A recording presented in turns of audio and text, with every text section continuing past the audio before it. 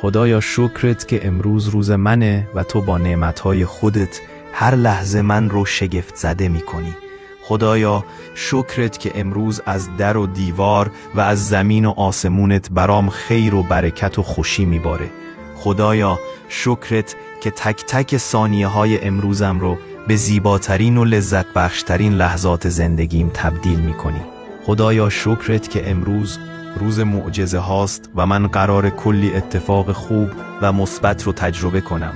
خدایا شکرت که امروز قشنگترین و عالیترین نعمتهای خودت رو در زندگیم به نمایش در میاری.